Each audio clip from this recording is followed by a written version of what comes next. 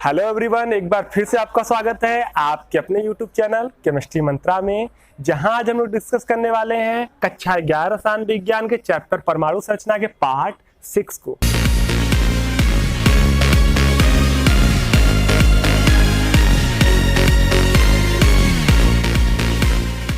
चलिए सबसे पहले देख लेते हैं कि आज हम लोग इस वीडियो में किन किन टॉपिकों को डिस्कस करने वाले हैं।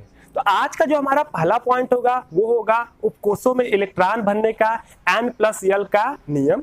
इसके बाद हम लोग देखने वाले हैं अर्धभरित और पूर्ण भरित कक्षकों का स्थायित्व। इसके बाद हमारा अगला पॉइंट होगा इलेक्ट्रॉनिक विन्यास से अयुग्मित इलेक्ट्रॉनों की संख्या का निर्धारण। फिर हम लोग देखने वाले हैं प्रतिचुंबकीय और अनुचुंबकीय यानी कि चुंबकीय गुण देखने वाले हैं, और सबसे लास्ट में हम लोग देखेंगे चुंबकीय आघूर्ण। चुंबकीय आघूर्ण यानी अगर चुंबकीय गुण होगा तो उसका आघूर्ण कितना होने वाला है। तो इतने सारे पॉइंट जो है आज हम लोग उसको इस वीडियो में डिस्कस करने वाले हैं। अब यहाँ एक और बहुत जरूरी बात है कि अगर आपको इन सारे पॉइंटों को अच्छे से समझना है तो उसके लिए आपको परमाणु संरचना का पार्ट 4 और पार्ट 5 देखना अत्यंत आवश्यक है। अगर आप पार्ट 4 और पार्ट 5 अच्छे से नहीं समझे हैं तो इस वीडियो में हम आपको जो कुछ भी बताने वाले हैं वो आपको ठीक से समझ में नहीं आएगा। तो पहले आप पार्ट 4 और पार्ट 5 को देख लीजिए। अगर आपने उन्हें नहीं देखा है तो आप उन्हें देख लीजिए, उसका लिंक आपको नीचे डिस्क्रिप्शन बॉक्स में मिल जाएगा या इधर ऊपर आई बटन से भी आप उसे देख सकते हैं। तो चलिए स्टार्ट करते हैं आज का पहला पॉइंट। तो आज का सबसे पहला पॉइंट है जो है उपकोषों में इलेक्ट्रॉन भरने का N+L का नियम। तो देखिए, जब हम लोग पार्ट 4 पढ़ रहे थे तो पार्ट 4 में देखा आपने कि जो परमाणु होते हैं उसमें क्या होते हैं, कक्षक होते हैं, उसी के अंदर इलेक्ट्रॉन होते हैं। कक्षक से कोष बनता है और कोष से उपकोष बनता है। अब यहाँ पर आपने देखा होगा कि मतलब देखा ये होगा कि जो भी उपकोष होते हैं वहां पर हर कोषों में कई सारे उपकोष होते हैं। तो उसमें आपने देखा होगा कि पहला वाला कोष जो होता है उसमें एक उपकोष होता है, ठीक है, यस केवल। दूसरे वाले में यस के साथ साथ पी भी होता है। तीसरे वाले में यस के साथ साथ पी के साथ साथ डी भी होता है, और चौथे वाले में यस के साथ पी भी होता है और डी भी होता है और यफ भी होता है। तो ये सारी चीजें आप डिटेल में समझ चुके हैं, क्यों होता है, कैसे होता है, सारी बातें जानते हैं। अब इसके बाद बात ये आई थी कि जब इतने सारे उपकोष होते हैं, अब देखिए कोष के अंदर ये सब क्या है, उपकोष है, और इन्हीं उपकोष के अंदर कक्षक, उसी में इलेक्ट्रॉन भरे जाएंगे। तो इलेक्ट्रॉन जो जाता है वो मेनली उपकोष में ही जाता है और उपकोष में जाने के बाद कक्षक में प्रवेश करता है, ठीक है। तो यहाँ पर अब यहाँ ये चीज है कि जब हम उपकोष में इलेक्ट्रॉन भरेंगे तो फिर बात आती है कि इतने सारे उपकोष हैं, अभी नीचे और ढेर सारे होंगे, तो इलेक्ट्रॉन सबसे पहले किस में जाएगा। तो यहाँ जब सबसे पहले किस में जाएगा तो वहां पर बात आपने पढ़ा था इसके लिए आप-बाऊ का नियम, और आप-बाऊ के नियम में आपने यही पढ़ा था कि इनमें जिसकी ऊर्जा होगी सबसे कम, सबसे पहले इलेक्ट्रॉन उसी में प्रवेश करेगा। जिसकी ऊर्जा सबसे कम, पहले इलेक्ट्रॉन उसमें जाएगा, जब वो भर जाएगा तो उससे ज्यादा जिसकी ऊर्जा होगी उसमें इलेक्ट्रॉन जाने वाला है, ठीक है। तो अब वहां पर तो आपने पढ़ लिया, वहां पर एक ट्रिक बताया था, उसके माध्यम से आपने देखा कि 1s की ऊर्जा सबसे कम है, फिर इससे ज्यादा 2s की है, फिर इससे ज्यादा जो है 2p की है, फिर इससे ज्यादा जो है कि 3s की है, फिर इससे ज्यादा 3p की है, फिर इससे ज्यादा जो है वो है 4s की, इससे ज्यादा 3d की है। ये आपने पढ़ लिया था। लेकिन अब समस्या ये आती है कि आखिर ये हम लोग निर्धारित कैसे किए थे या कैसे करते हैं, तो वही आज हम लोग यहाँ पढ़ने वाले हैं। तो ये जो यहाँ ऊर्जा है, ऊर्जा का क्रम यानी किसी भी उपकोष की जो ऊर्जा हम लोग मापते हैं, कितनी ऊर्जा है, उसको हम लोग कैसे मापते हैं, क्वांटम संख्याओं से। पिछले वीडियो में आपने पढ़ा था कि क्वांटम संख्याएं वे संख्याएं हैं जो किसी इलेक्ट्रॉन के कोष उपकोष की ऊर्जा को बताती है, या सिंपल जो किसी इलेक्ट्रॉन की ऊर्जा और स्थिति को बताती है वे सारी संख्याएं क्या है, क्वांटम संख्याएं। तो क्वांटम संख्याओं से हम किसी इलेक्ट्रॉन की ऊर्जा और स्थिति को बताते हैं। तो सिंपल वही बात है कि अगर इनकी ऊर्जा निकालना है उपकोषों की तो हम लोग किसका प्रयोग करेंगे, क्वांटम संख्या का। और क्वांटम संख्या की मदद से ऊर्जा निकालेंगे, जिसकी ऊर्जा सबसे कम उसी में इलेक्ट्रॉन सबसे पहले जाएगा। देखिए हम लोग एक जानते हैं कि इलेक्ट्रॉन जब प्रवेश करता है तो किसमें प्रवेश करता है, जो है किसी कोष के उपकोष में प्रवेश करेगा। एक बार उपकोष से प्रवेश कर गया तो उसके कक्षकों में वो चला जाएगा, तो मतलब मेनली वो उपकोष में ही प्रवेश करता है। तो इसलिए हम लोग जब ये उपकोषों में इलेक्ट्रॉन बनना है तो हम लोग जो ऊर्जाएं लेते हैं वो हम लोग उस उपकोष और उस कोष की ही लेते हैं। तो आपको पता है कि कोष की ऊर्जा जो होती है उसे हम लोग मुख्य क्वांटम संख्या कहते हैं और उसे प्रदर्शित करते हैं n से, और उपकोष से जो ऊर्जा होती है उसे हम लोग द्विगंशी क्वांटम संख्या कहते हैं और उसे प्रदर्शित करते हैं l से। तो यानी अगर किसी उपकोष की ऊर्जा हम लोग को देखना होगा तो उस उपकोष की ऊर्जा जो होगी उसको हम लोग L से प्रदर्शित करेंगे, प्लस वो जिस कोष में होगा उसकी ऊर्जा N से प्रदर्शित करेंगे। तो यानी अगर इस कोष की टोटल ऊर्जा हमको देखनी है तो वो आपका हो जाएगा N प्लस L। ठीक है, अब यही N प्लस जो L होगा वो किसी उपकोष की संपूर्ण ऊर्जा को बताने वाला है। तो जिसकी ऊर्जा जैसी होगी उस हिसाब से इलेक्ट्रॉन उसमें प्रवेश करेगा। तो यही हम किसी भी उपकोष के लिए N प्लस L का मान निकाल लेते हैं और इसी अनुसार हम उसकी ऊर्जा का निर्धारण करते हैं। जैसे यहाँ देखिए, अगर हम इसके लिए N प्लस L निकालेंगे तो देखिए इसके लिए N बराबर क्या है 1 और यस के जो यस है उसके लिए L का मान कितना होता है 0। तो इसके N प्लस L का मान क्या है 1। अभी हम 2s का निकाल रहे हैं तो 2s के लिए अगर N प्लस L का मान निकालेंगे तो ये देखिए इसके लिए आपका N का मान 2 आएगा और s के लिए L का मान क्या आएगा 0। यहाँ हो गया 2। तो देख रहे हैं इसकी ऊर्जा कम इसकी ऊर्जा ज्यादा, तो इसमें सबसे पहले इलेक्ट्रॉन जाएगा, इसकी कम ऊर्जा, इसके बाद इसमें जाएगा। तो यही होता है N प्लस L का रूल। अब आपसे कोई पूछ दिया कि बताइए 4D और जो है यहाँ 4D पूछ दिया गया और मान लीजिए पूछा गया, चलिए इधर लिख देते हैं कि मान लीजिए पूछ दिया गया 4D और 6s। ठीक है, या हाँ चलिए 4D 6s नहीं लिखते हैं, मान लीजिए 5s लिख दिए और पूछा गया कि इनमें से इलेक्ट्रॉन सबसे पहले किसमें प्रवेश करेगा। ठीक है, तो N प्लस L का मान निकालेंगे, इसके N प्लस L का जब मान निकालेंगे तो इसके लिए 4 हो गया N का मान और D इसके लिए L का मान आप जानते हैं 2, तो टोटल क्या हो गया 6। अभी इसके लिए निकालेंगे N प्लस L का मान, तो आप देखिए यहाँ पर आपका हो जाएगा ये 5 और प्लस इसके लिए कितना होगा 0, तो ये टोटल हो जाएगा कितना 5।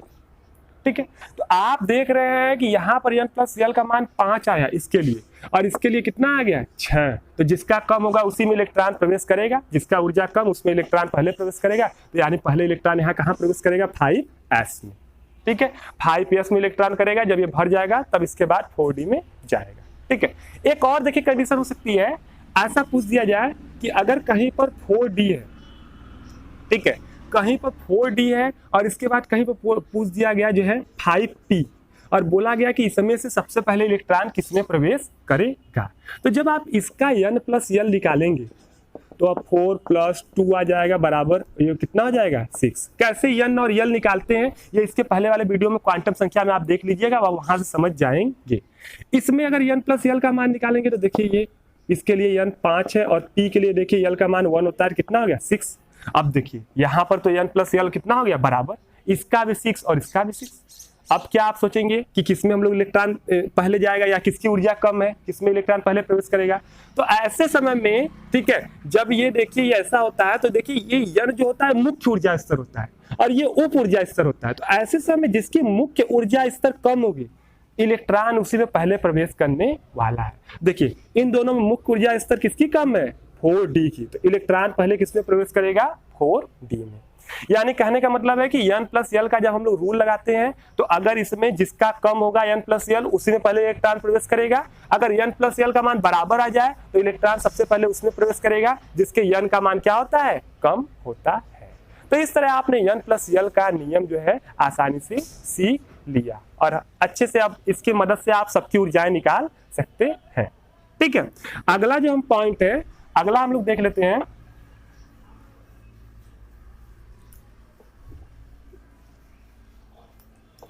अगला पॉइंट है अर्धभरित और पूर्ण भरित कक्षकों का स्थायित्व। ठीक है, तो देखिए होता क्या है कि यहाँ पर देखिए ये चीज आपको बता दे रहे हैं, जैसे कि ये कोई जो है कि एक जो है कि मान लीजिए कक्षक है, कोई भी कक्षक मान लीजिए हम D मान रहे हैं।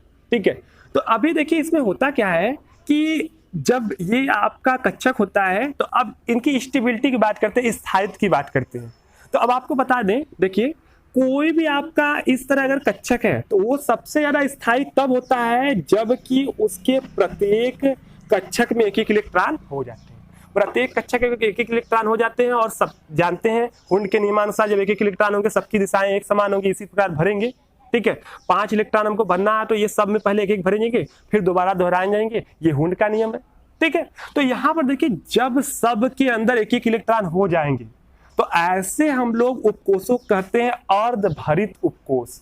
ठीक है, ये आधा भर चुका है ऐसे समय में। और अगर यहाँ पर ऐसी कंडीशन आए कि जब सब में भर जाएं 2-2 इलेक्ट्रॉन तो ऐसे हम इसको कहते हैं पूर्ण भरित उपकोष। तो इन दोनों कंडीशनों में जो अर्धभरित और पूर्ण भरित उपकोष होते हैं, इन दोनों कंडीशनों में ये जो उपकोष होते हैं बहुत ज्यादा स्थायी हो जाते हैं, बहुत ज्यादा स्टेबिलिटी प्राप्त कर लेते हैं, स्थायित्व इनका बढ़ जाता है। इसीलिए जिनमें ये पॉसिबिलिटी होती है कि ऐसी संरचना प्राप्त की जा सके, वो ऐसी संरचना प्राप्त करते हैं और अपने आप को स्टेबल यानी स्थायी बना लेते हैं। जैसे एग्जांपल में देखिए, जैसे क्रोमियम इधर ऊपर बनाते हैं, क्रोमियम 24 होता है। आप देखिए इसका इलेक्ट्रॉनिक विन्यास निकालेंगे तो 1s2 हो जाएगा, 2s2, 2p6, 3s2, 3p6, इसके बाद आप देखिए 4s आता है, इधर लिखते हैं, और इधर आप देखिए 3d।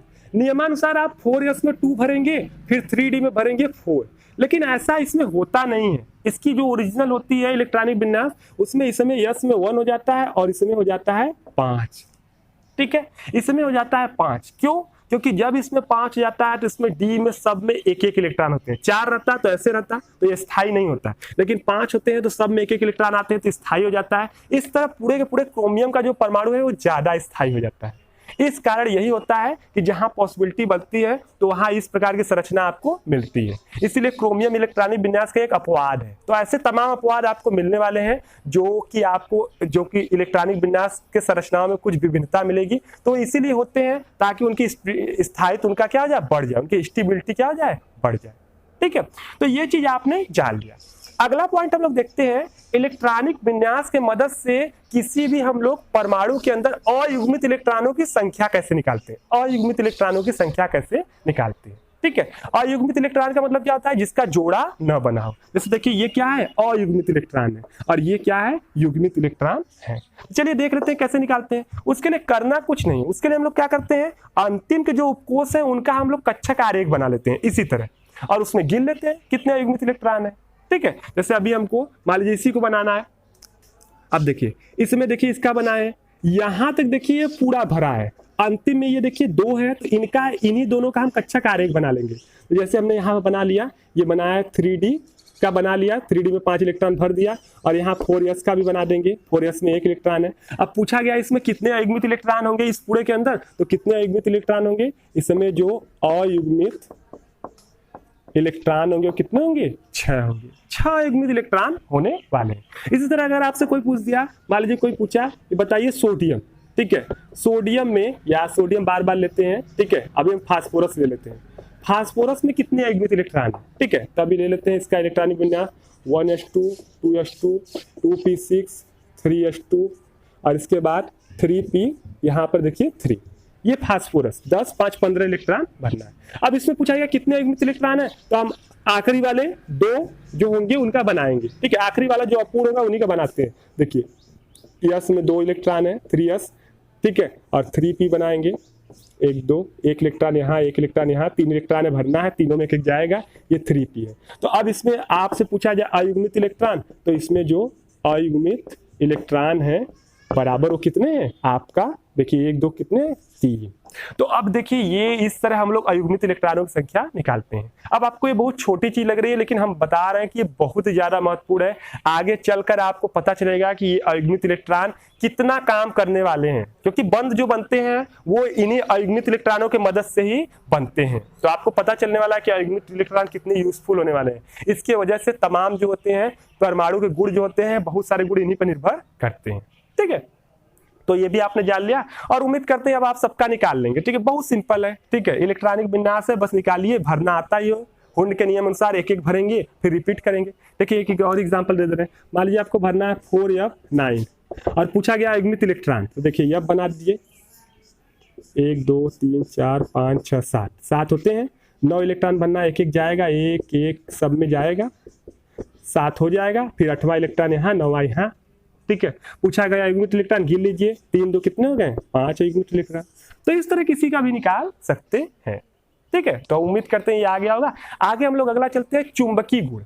ठीक है, चुंबकीय गुण, परमाणुओं के चुंबकीय गुण पढ़ लेते हैं। ठीक है, तो परमाणुओं में चुंबकीय गुण तो 5 प्रकार के होते हैं। ठीक है, जो भी तत्व होते हैं, लेकिन यहाँ हम लोग 2 ही प्रकार के चुंबकीय गुण पढ़ने वाले हैं।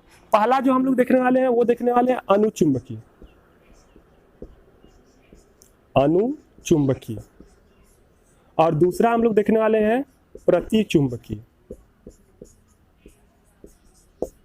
यानी कि हम लोग किन्हें अनुचुंबकीय कहेंगे, किन्हें प्रतिचुंबकीय कहने वाले हैं। देखिए बड़ा ही आसान है, सिंपल सी बात है। ऐसे सभी परमाणु, ठीक है, या ऐसे सभी पदार्थ जिनको जब हम लोग चुंबकीय क्षेत्र में रखें तो वो चुंबकीय क्षेत्र द्वारा हल्का सा आकर्षित हो, ठीक है, चुंबकीय क्षेत्र द्वारा आकर्षित हो, ठीक है, एकदम चुंबकीय क्षेत्र द्वारा वो खींचे जाते हैं, ठीक है, वे सभी कहलाते हैं अनुचुंबकीय। और अनुचुंबकीय जो है इसका रीजन जो होता है अयुग्मित इलेक्ट्रॉनों की संख्या। ऐसे आपके सभी तत्व जिनके अंदर या सभी पदार्थ जिनके अंदर अयुग्मित इलेक्ट्रॉन पाए जाएंगे उनमें कैसे गुण होंगे, अनुचुंबकीय के गुण होंगे। तो ऐसे आपको तमाम दे के परमाणु या आयन पूछा जा सकता है कौन अनुचुंबकीय कौन प्रतिचुंबकीय। तो जिनमें आप देखिए अयुग्मित इलेक्ट्रॉन है वो अनुचुंबकीय है। देखिए ये इसमें अयुग्मित इलेक्ट्रॉन 6 है तो ये अनुचुंबकीय है, इसमें अयुग्मित इलेक्ट्रॉन 3 है तो ये भी क्या है, अनुचुंबकीय है। तो ये होंगे अनुचुंबकीय। प्रतिचुंबकीय क्या होते हैं, ऐसे सभी पदार्थ जिसमें सभी इलेक्ट्रॉन क्या हो, युग्मित हो, यानी सभी इलेक्ट्रॉनों का जोड़ा बना हो, वे सब के सब क्या कहलाएंगे, प्रतिचुंबकीय। इसमें अयुग्मित इलेक्ट्रॉनों की संख्या 0 होती है। और अगर ऐसे पदार्थों को हम चुंबकीय क्षेत्र में रखते हैं तो चुंबकीय क्षेत्र द्वारा आकर्षित नहीं होते बल्कि दुर्बल रूप यानी हल्का क्या होते हैं, प्रतिकर्षित होते हैं, उससे दूर भागते हैं, ठीक है। तो वैसे सभी पदार्थ कहलाते हैं प्रतिचुंबकीय जिनमें अयुग्मित इलेक्ट्रॉन होते हैं, ठीक है। जैसे अगर हमने लिख दिया मैग्नीशियम Mg, मैग्नीशियम आप निकालेंगे 12 होता है तो 1s2 2s2 2p6 और ये देखिए 3s2। अभी आप इन सबका कक्षक आरेख बनाएंगे तो आप पाएंगे, सबका बना दीजिए, देखिए p का बनाए 1 2 3 4 5 6, यस का भी बनाएंगे देखिए 2, इधर भी बनाएंगे तो ये पूरा पूरा भरा हुआ है। तो इस समय आपको कोई भी अयुग्मित इलेक्ट्रॉन नहीं मिलेगा, सभी इलेक्ट्रॉन युग्मित होंगे। तो ये मैग्नीशियम क्या होगा, प्रतिचुंबकीय। तो आप समझ गए होंगे कि प्रतिचुंबकीय कौन होता है और अनुचुंबकीय कौन होता है, ठीक है। अब इसके बाद एक और चीज हम लोग देख लेते हैं, एक बहुत छोटी सी चीज हम लोग देखने वाले हैं कि जब कोई जो है कि पदार्थ अनुचुंबकीय होता है तो उसमें चुंबकीय गुण होते हैं, वो चुंबकीय क्षेत्र द्वारा खींचा जाता है। तो अब ये बात आती है कि अगर कोई चुंबकीय क्षेत्र द्वारा खींचा जाएगा तो कितना खींचा जाएगा, ठीक है, वो कितनी मात्रा, मतलब ऐसा तो नहीं होगा कि सभी जितने भी पदार्थ होंगे वो बराबर मात्रा में उसको चुंबकीय क्षेत्र खींचेगा, किसी को चुंबकीय क्षेत्र ज्यादा तेजी से खींचेगा, किसी को कम तेजी से खींचेगा। तो बात आती है कि ये जो चुंबकीय क्षेत्र खींचता है पदार्थों को वो किस चीज पर निर्भर करता है, तो वो निर्भर करता है चुंबकीय आघूर्ण पर, चुंबकीय आघूर्ण पर,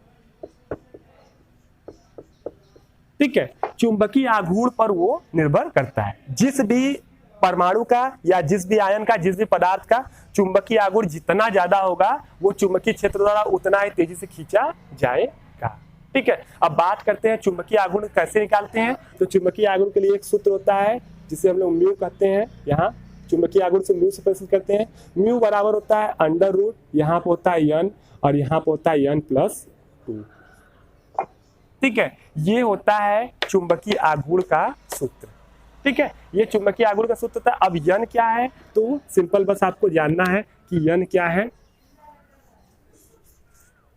तो यन है अयुग्मित इलेक्ट्रॉनों की संख्या,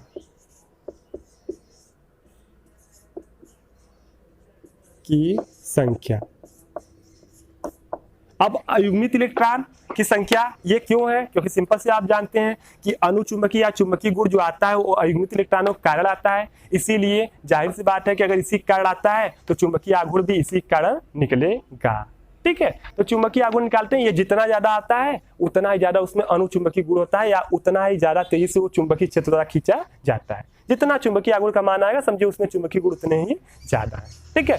और चुंबकीय आघूर्ण का मात्रक जो होता है वो मात्रक होता है बोर मैग्नेटॉन। बोर मैग्नेटॉन इसका मात्रक होता है जिसे हम लोग बीएम से प्रदर्शित करते हैं, ठीक है। अच्छा एक एग्जांपल द्वारा हम दिखा दे रहे हैं। जैसे आपसे पूछ दिया गया, मान लीजिए कोई आपको पदार्थ दे दिया गया, ठीक है, और उसमें जो है पूछ दिया गया कि इसका चुंबकीय आघूर्ण कितना है, ठीक है, इसका चुंबकीय आघूर्ण कितना है। तो जैसे यहाँ पर देखिए, मान लीजिए हमने कोई एक ले लिया, मान लीजिए हमने एक एग्जाम्पल में ले लिया, मान लीजिए किसी को भी लेते हैं, जैसे हमने ले लिया या टाइटेनियम को Ti, ठीक है, 22 होता है परमाणु क्रमांक, निकालेंगे 1s2 2s2 2p6 3s2 3p6, फिर यहाँ 3d होगा, फिर 4s में 2 होगा, फिर देखिए 22 है तो इसमें भी 2 होगा, आप निकाल सकते हैं लाइन से, आपको आता होगा। अंतिम कक्षाओं का हम लोग निकालेंगे, अंतिम 2 उपकोषों का निकाल लेते हैं कक्षक आरेख, तो देखिए ये 4s होगा, ये 3d होगा, d में देखिए 1 और 2 इलेक्ट्रॉन है और s में इतने इलेक्ट्रॉन है 2। अयुग्मित टोटल कितने अयुग्मित इलेक्ट्रॉन है? अयुग्मित इलेक्ट्रॉनों की संख्या जो है 2 है, यानी n बराबर क्या है 2 है, n मतलब यहाँ अयुग्मित इलेक्ट्रॉनों की संख्या। अब पूछ दिया गया इसका चुंबकीय आघूर्ण निकालिए, तो आप निकाल सकते हैं म्यू बराबर अंडर रूट आपका n यहाँ लिख देते हैं सूत्र n प्लस 2 होगा, ठीक है। मान रखेंगे तो अंडर रूट आपका 2 और यहाँ 2 प्लस 2 होगा, ठीक है। अभी गुणा करेंगे तो अंडर रूट आपका हो जाएगा 2 गुणे कितना हो जाएगा 4। जानते हैं 4 रूट में है, या इसको अगर नहीं आता तो ऐसे लिख सकते हैं 2 गुणे 2 लिख सकते हैं, 4 को 2 गुणे 2 लिख सकते हैं। आप जानते हैं रूट में जो 2 बार है एक बार बाहर निकलेगा, यानी 2 रूट हो जाएगा 2, ठीक है। अगर आपको रूट का मान मालूम है अंडर रूट 2 का मान, तो हम निकाल सकते हैं अंडर रूट 2 का मान क्या होता है 1.414 होता है, ठीक है। गुणा कर देंगे तो इसका मान आ जाएगा 2.828, ठीक है, बोर मैग्नेटॉन यानी कि Bm। तो ये इसका हो गया आंसर, ठीक है। तो इस प्रकार आप चुंबकीय आघूर्ण किसी का भी निकाल सकते हैं। तो इस प्रकार आपने देख लिया, ठीक है, बहुत सारी चीजों को आपने देख लिया, ठीक है। स्थायित्व देख लिया और N+L का नियम देख लिया, और इसके बाद जो है कि आप लोगों ने चुंबकीय गुण भी देख लिया, ठीक है। तो ऐसी तमाम चीजों को आपने देख लिया। तो आज के लिए वीडियो में इतना ही, क्योंकि गर्मी बहुत ज़्यादा हो रही है, ठीक है। तो आज के लिए वीडियो इतना ही, बाकी का हम लोग जो देखेंगे वो नेक्स्ट पार्ट में देखेंगे, और नेक्स्ट पार्ट इस चैप्टर का सबसे लास्ट पार्ट होने वाला है। तो उम्मीद करते हैं आज का हमारा ये वीडियो जो होगा वो आपको पसंद आया होगा। यदि पसंद आया तो इसे लाइक करें, शेयर करें और हमारे चैनल को सब्सक्राइब करें।